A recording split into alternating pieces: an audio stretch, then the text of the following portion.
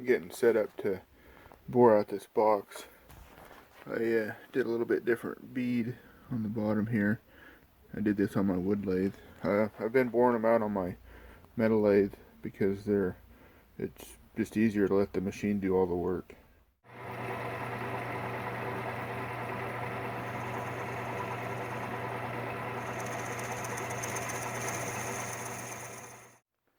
First thing I do is I chuck up just a scrap piece of wood, and I take a cut across the end of it with my boring bar.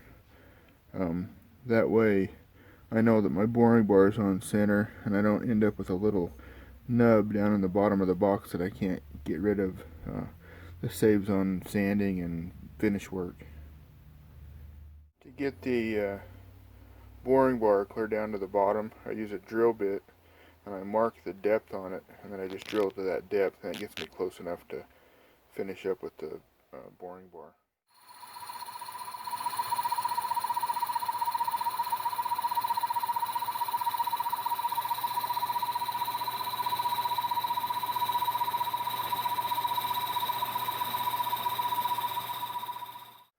Here's the box all bored out.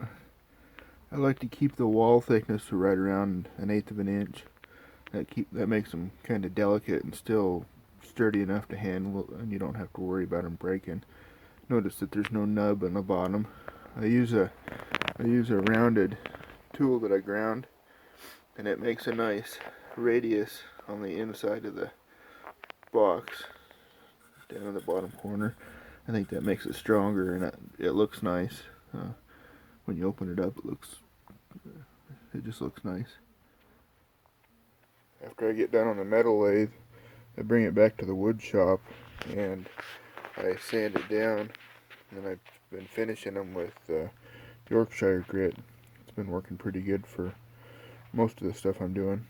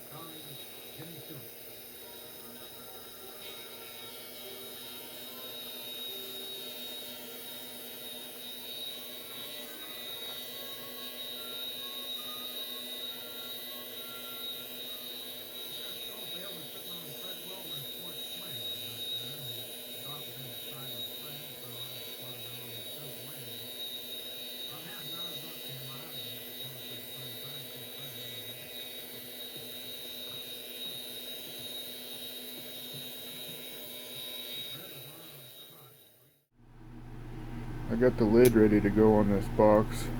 It's going to get a couple of layers of this wood veneer. This is a piece of dyed veneer, and then there's two natural colors. And then on the top, it's going to get a piece of pink ivory. This is the natural color of this wood, and I'm going to use epoxy and epoxy these here. This is what they look like when they're all glued up. Not very pretty now, but it'll look pretty spectacular when I get it all turned.